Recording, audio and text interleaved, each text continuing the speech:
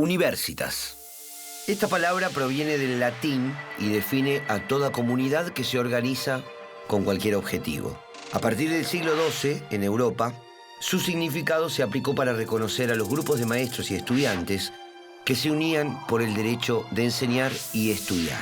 Con el paso de los años, daría nombre a una de las instituciones más antiguas y complejas de la historia, la universidad.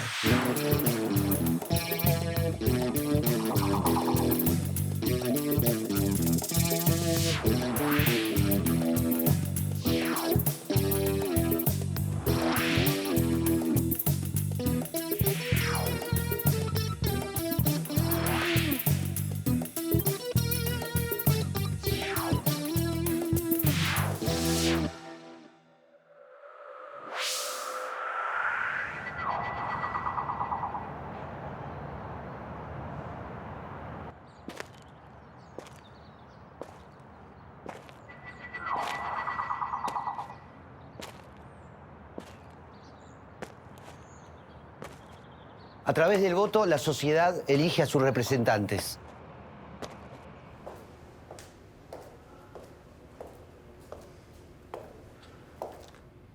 Votar es un acto íntimo y a la vez colectivo. El hecho esencial de la convivencia democrática.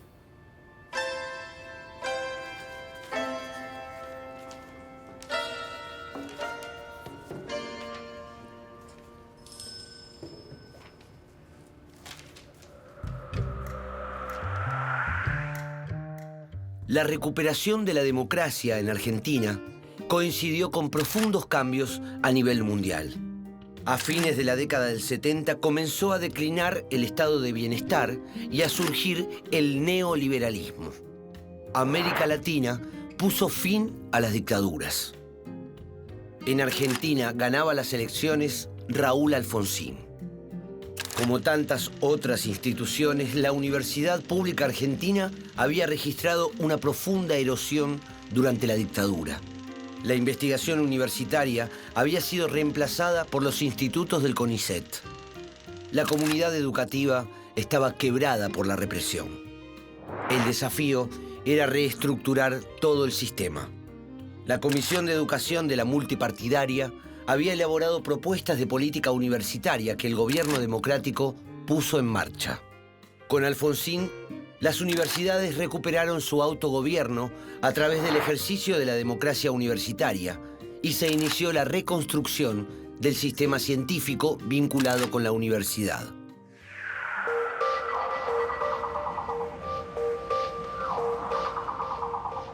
Se reabrieron carreras y se crearon otras nuevas. Y con una gran importancia simbólica, porque había sido cerrada por la dictadura, se reabrió la Universidad Nacional de Luján.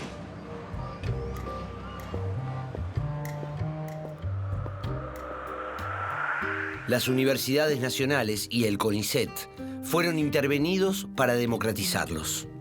No se reinstauró la ley universitaria Perón-Tayana de 1974, que establecía el cogobierno de docentes, estudiantes y no docentes, siguiendo el modelo francés, sino que se pusieron en vigencia los estatutos que habían sido suspendidos por el golpe de Estado de 1966, basados en el mítico gobierno tripartito de docentes, estudiantes y graduados del Decreto Ley de 1955. El Poder Ejecutivo nombró rectores normalizadores que designaron docentes interinos y luego realizaron concursos en los que la mayoría de esos interinos resultaron ganadores.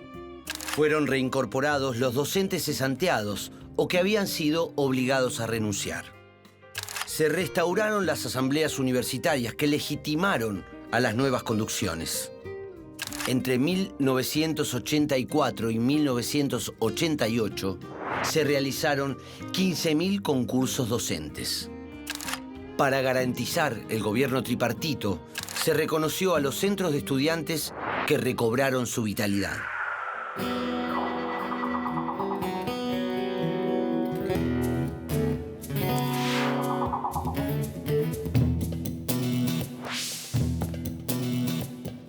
La ley de reincorporación a los despedidos por causas políticas y gremiales fue dictada por el expresidente Alfonsín y ya a comienzos de 1984 comenzó, digamos, la puesta en marcha de la misma y fui invitado a dar clase. O sea que volví a la universidad pública, a la Universidad del Estado, volví en marzo de 1984. En 1985 comenzaron los concursos selectivos, porque bueno, había que armar el gobierno de las universidades y, bueno, discrecionalmente se intentó que quienes vayan a ocupar los puestos de conducción, o sea, rector y decano, estuvieran en línea con el gobierno nacional. ¿Y qué pasó con los concursos de la última fase de la dictadura sobre, obviamente, ilegítimos, a partir de la recuperación de la democracia? Tanto en la Universidad del Sur como en la Universidad de Buenos Aires, que después fueron atacados, digamos,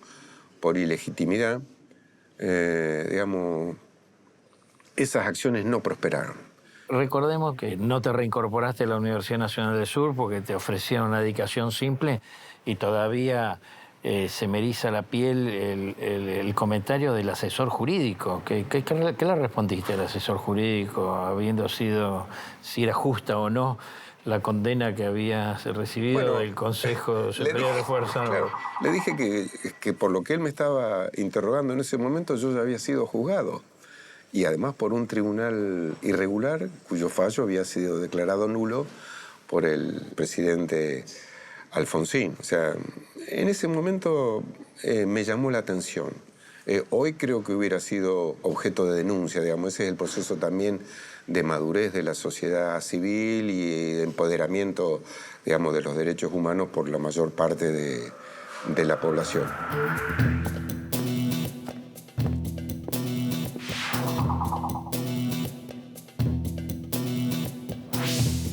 El comienzo es una coyuntura muy peculiar porque ahí hay una convergencia y una encrucijada entre las tradiciones organizacionales de la Universidad Argentina. Hay una tradición que viene de la reforma universitaria, autonomía, cogobierno, concursos, confianza en los claustros para gobernar la universidad. Y hay otra tradición más estructurada, más organizada en torno al Poder Ejecutivo, que es la tradición que incluye al peronismo, digamos. Ambas tradiciones estuvieron en rivalidad durante muchas décadas. Y en ese momento, en el 83, hacía unos cuantos años, unos 17 años, si no calculo mal, que la universidad había estado intervenida por el Poder Ejecutivo, sin concursos, sin asambleas, sin estatutos propios vigentes, sin autonomía, por lo tanto.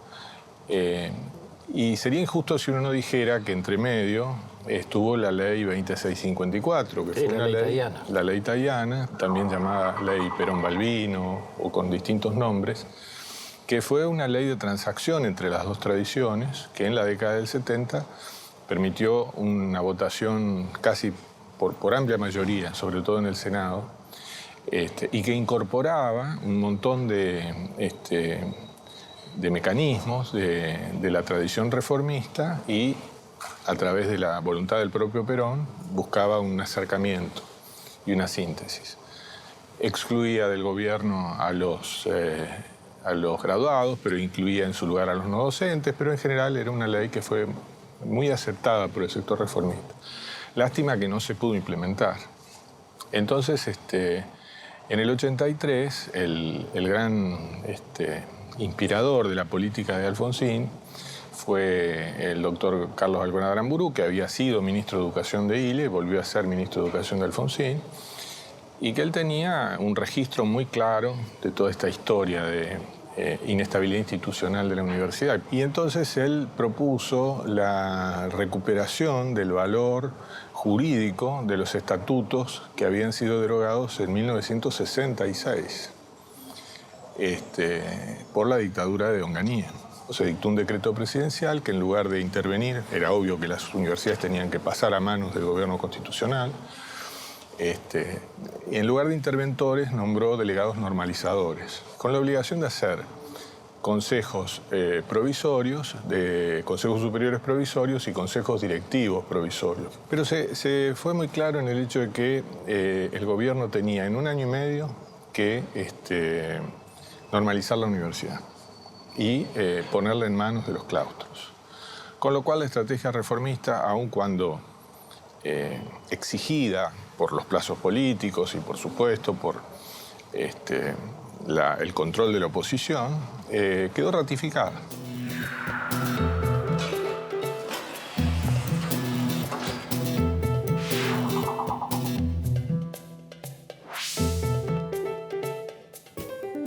¿Fuiste protagonista de la época en la UBA? Nosotros encontramos la necesidad de repensar la universidad totalmente, de reorganizarla, pero sobre todo faltaban políticas. Y nuestra tarea en ese campo de reconstrucción fue justamente definir esas políticas, definir estrategias de trabajo, pero contábamos con un instrumento que era fundamental, que era el estatuto universitario.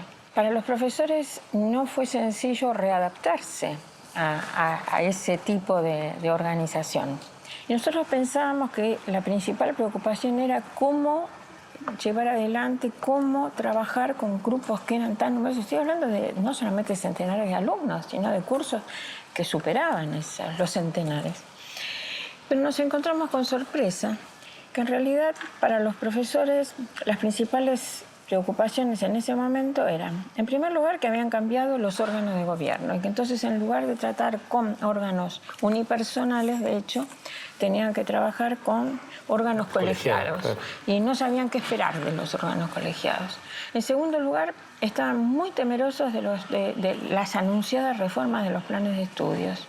En tercer lugar, estaban muy preocupados por un posible llamado concurso importante. Hubo que instalar nuevamente la idea de que la universidad era una institución que era democrática, que tenía órganos de gobierno colegiados, que los planes de estudios había que reformarlos y actualizarlos y que los concursos eran concursos abiertos, que eran concursos serios, que eran concursos con jurados, que eran elegidos y que funcionaban independientemente.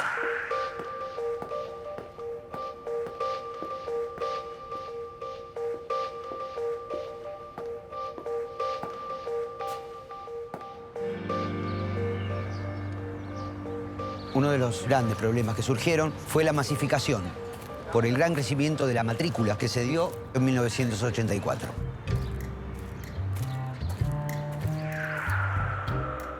En la mayoría de las universidades se eliminaron las restricciones al ingreso y los aranceles. En 1984 hubo más de 500.000 de inscriptos y en 1986 alcanzaban los 700.000 solo en las universidades públicas. En el ámbito privado, la matrícula se redujo, pero a partir de 1988 comenzó a crecer nuevamente y la tasa de egresados de las universidades privadas superó al de las públicas. La vida estudiantil se dinamizó y de la universidad volvieron a surgir cuadros políticos, aunque con características diferentes a la década del 70, hegemonizada por el peronismo revolucionario. La agrupación radical Franja Morada tuvo una fuerte presencia y mantuvo una estrecha relación con el liderazgo político del radicalismo.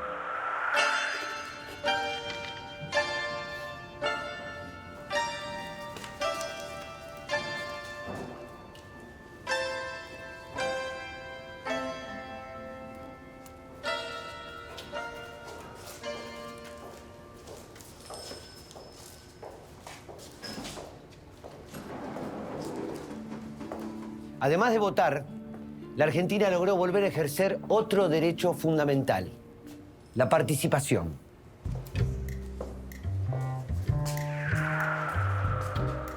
El gobierno convocó a un Congreso Pedagógico Nacional, pero sus resoluciones no eran vinculantes y la representación no fue todo lo plural que se esperaba.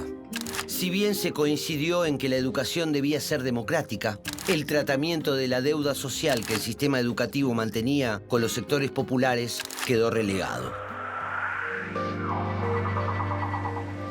Pocos días después del Congreso Pedagógico y en rechazo a sus conclusiones, los docentes estatales iniciaron una huelga que duró 2 meses. Fue una de las crisis que vivió el gobierno radical. Argentina, como otros países latinoamericanos sobreendeudados, sufrió el impacto de la crisis de la deuda externa y con ello la falta de apoyo del sistema financiero internacional. Los intentos de frenar la inflación fracasaron en 1985 y 1987. Las asociaciones de docentes universitarios, en conjunto con investigadores de diferentes universidades públicas, crearon la Confederación Nacional de Docentes Universitarios, CONADU, y también participaron de las movilizaciones. Entre las reivindicaciones y reclamos docentes se encontraban el aumento salarial equivalente al deterioro por la inflación, un nomenclador único nacional móvil, el mejoramiento de las condiciones laborales y el aumento del presupuesto educativo.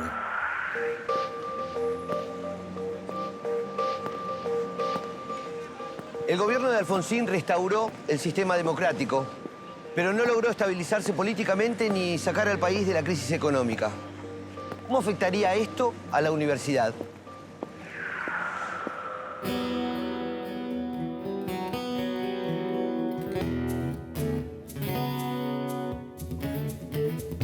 Vos eras profesor universitario, pero tuviste un papel destacado en la constitución del gremio docente, que no existía el gremio docente universitario. Luego fuiste rector a partir de 1988 por unos cuantos periodos. Sí, varios.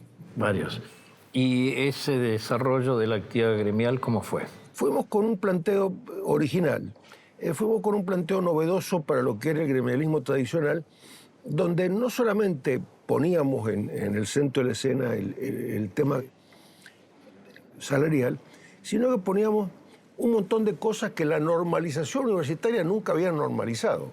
Por ejemplo, los docentes no teníamos carrera docente. Nosotros planteamos una cosa que todavía era muy embrionaria, que era, bueno, una especie de sistema de ingreso por concurso y a partir de allí una estabilidad sujeta a una evaluación periódica del cargo, ¿no es cierto? Comenzamos a plantear los primeros esbozos de un sistema de evaluación universitaria como tal. Nosotros decíamos que la autonomía universitaria no debe confundirse con soberanía, que la universidad tiene que rendir cuentas. Comenzábamos ya a hablar de lo que era la accountability, o sea, el rendir cuentas a la sociedad, y para eso pensábamos que había que tener un sistema de evaluación y de acreditaciones. O sea, le dimos al sindicato en ese momento, o al gremio nuestro, un carácter no solamente de reivindicación salarial, sino un carácter de reivindicación universitaria. Es decir, lo que el gobierno radical en ese momento no pudo lograr, porque yo insisto, los cuatro grandes ejes de la reforma universitaria eran condición necesaria, pero no suficiente para normalizar una universidad en serio. Lo que le faltaba a eso lo tratamos de complementar nosotros. La universidad volvió a considerarse como el lugar natural para la investigación científica. Se derogaron las disposiciones que establecían controles ideológicos sobre el trabajo de los investigadores. Se repatriaron científicos que habían emigrado con los golpes de 1966 y 1976. Se volvieron a promover las humanidades y las ciencias sociales. El CONICET reconstruyó sus vínculos con las universidades. Se impulsó la dedicación exclusiva de los docentes y se estableció un sistema de otorgamiento de becas y subsidios a través de convocatorias públicas y evaluadas por pares.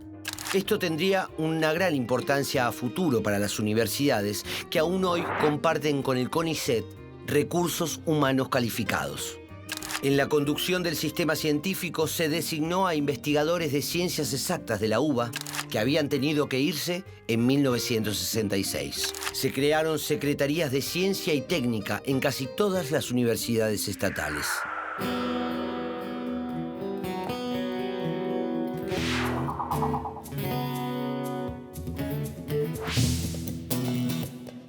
¿Cambió la política científica para con las universidades desde el CONICET?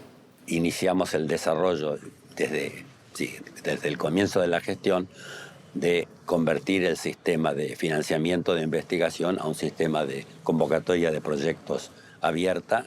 Eso por el lado del mecanismo interno del CONICET y por el otro lado una actitud compartida con la Secretaría de Ciencia y Técnica de tener un diálogo fuerte con las universidades, visitar las universidades, participar en las discusiones de las universidades para revitalizar la investigación en la universidad. Entonces el CONICET pasó a tener investigadores cuyo sueldo era totalmente del CONICET. Es decir, pasó de ser de un organismo de promoción a ser un organismo con sus propios investigadores. O sea, un organismo de ejecución.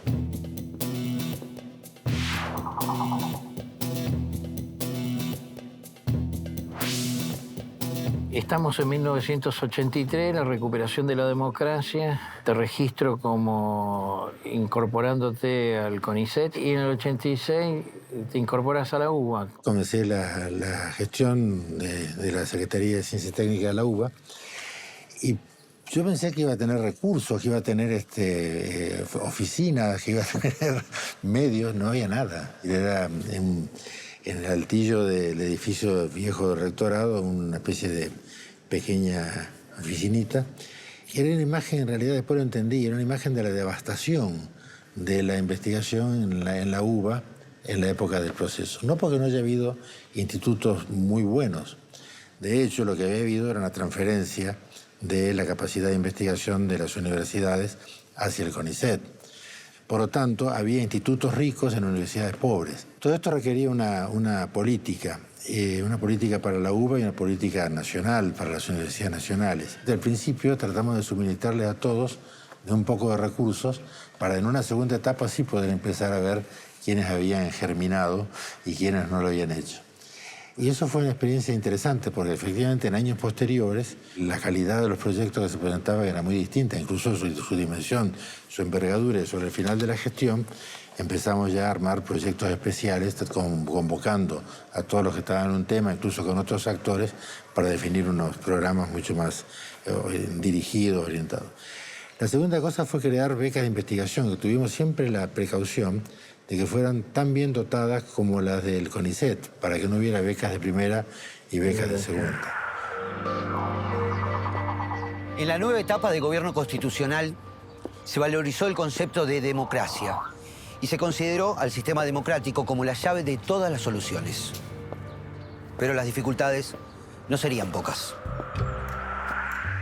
En 1983, Raúl Alfonsín firmó un decreto por el cual ordenó procesar a los integrantes de las juntas militares de la dictadura y creó también la Comisión Nacional sobre la Desaparición de Personas para que relevara y documentara los casos.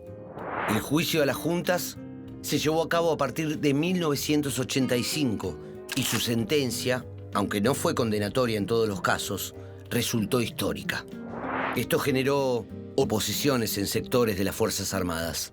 Alfonsín impulsó 2 leyes que ponían límites a la continuidad de los juzgamientos: la ley de obediencia debida y la ley de punto final. Las políticas de revisión de lo ocurrido durante la dictadura constituían en sí mismas mensajes de gran contenido pedagógico. La contradicción del gobierno entre el impulso a los juicios y las leyes llamadas de impunidad tuvo varias interpretaciones. Hay quienes la atribuyen a una democracia todavía joven y presionada por algunos sectores de las fuerzas de seguridad. Y hay quienes acusan al gobierno de Alfonsín de no tener la voluntad política de desmantelar el aparato represivo. Aun cuando esta discusión no está saldada, la defensa de la democracia se instaló fuertemente en la sociedad argentina, también en las universidades.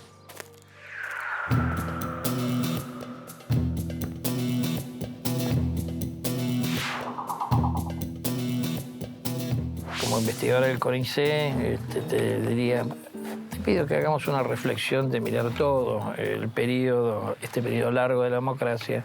Muchos de los que estábamos acá, en esos nichos, diría yo, tratando de seguir pensando y de actualizarnos y de poder llevar adelante una tarea de tipo intelectual, junto con la gente que vino del exterior, que vino del exilio, que fueron muchos, que retornaron a la Argentina. Bueno, vimos, me parece a mí, un espacio necesario de trabajo en la universidad. De manera tal que eso fue como una especie de momento fundacional y con muchísimo entusiasmo, pero al mismo tiempo creo que una de las cosas que ha sido más dañina en nuestro país en ese campo es la partidización de la vida académica, que es otra cosa, ¿no? Es cuando se actúa en función de una agenda partidaria que no es necesariamente la agenda política que se discute dentro de la universidad para los fines que la universidad ha sido creada. La universidad es autónoma, la universidad se autogobierna y la universidad ha generado internamente sus propios males. Se habla mucho de democracia como si la democracia fuera que entrara cualquiera a la universidad sin un examen, que es otra de las cosas de las cuales quisiera hablar, o sin evaluaciones, o que la gente puede quedarse ahí todo el tiempo que quiera, olvidándose que eso lo paga el pueblo argentino, ¿no? Es decir, esto no es gratis y no es cuanto más plata mejor, porque nosotros tenemos que dar cuenta a la sociedad de en qué gastamos esa plata. Entonces, a mí me parece que la evaluación, los concursos, con todos los efectos que tienen y que se pueden mejorar, pero un sistema público de concursos, la evaluación periódica, la rendición de cuentas, debería ser un baluarte de la universidad pública.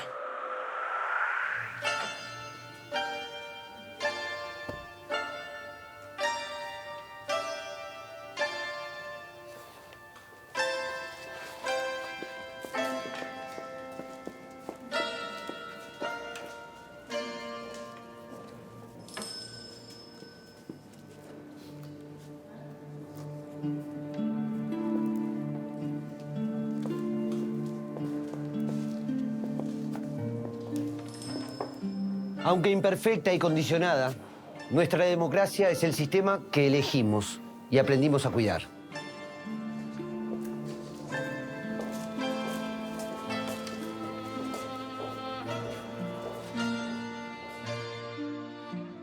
La situación social en 1989 se volvió insostenible. Raúl Alfonsín llamó a elecciones generales 5 meses antes de cumplir su mandato. Por primera vez en décadas, un gobierno civil y elegido constitucionalmente sería sucedido por otro de igual condición.